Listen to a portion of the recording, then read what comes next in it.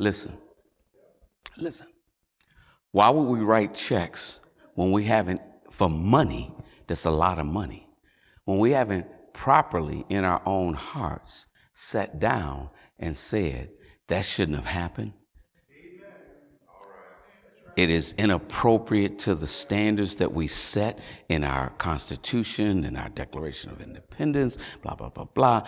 There's a lot about this that was extraordinarily hypocritical. And brothers and sisters, would you forgive us? See, you can't buy. You can do that with little kids. You can give a kid that doesn't fail or something, a sucker or something, and they'll shut up and stop crying, because that's why you give it to them, so they shut up, stop crying. But you can't really do nothing you can't buy off my heart, right? You can't get a pass back. And so there's I'll say this about that, and I'll say this and I'll sit down.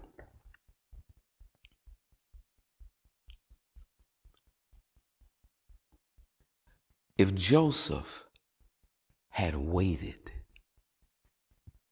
for those who had wronged him to reparate him before he forgave them, or before he reconciled in his own heart, my future does not belong. I wish you could hear me this morning. I hope I can say this well, that my future does not belong to my present, which does not belong to the past where you did me wrong. Right? This is so biblical. It's right. And so Joseph, I done went off, but Joseph was constantly getting into a new situation, a new scrape, you might say, but a new situation, and was able to, what's the word? He was able to excel again and again and again. It was in Maya Angelou, Again I Rise. She was talking about Joseph.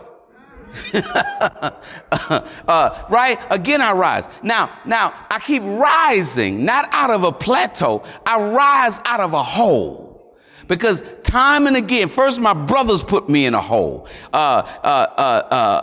Then Potiphar's wife put me in a hole. Then the baker and the other dude, right, put me in a hole of forgetfulness, a hole of violating what they said they would do. And they just kept putting me in a hole, but I would just rise. Christian people, stop staying in holes, waiting for those who have put you there to pull you out. Because guess who's down there when you get, good God Almighty. Do you know who we think is in the hole when we get down there? I don't care if you're African American. I don't care if you're an Armenian. I don't care if you're Jewish. I don't care what you are. Somebody somewhere is always putting people in a hole because we're broken. I ain't going to say this month, but I am going to say it in Black History Month. We don't have we don't have, what's the language? We aren't the only ones who've ever been done wrong. I ain't gonna say that this month. We don't have a corner on misery. We don't have a corner of being done wrong. We don't have a corner, and there's a sneaky thing going on that we're starting to act like ain't nobody suffered ever, no way, no how, nothing but us.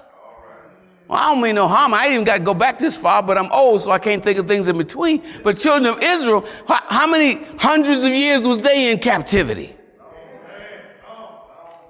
Right? It's like, come on, y'all. You know, it's like, and like them, some people are in the hole, and God ain't with them because they don't know him. They don't care for him. Oh, my God.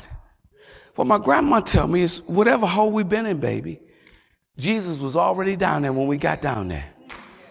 And he kept us, and he protected us, and he spoke to us, and he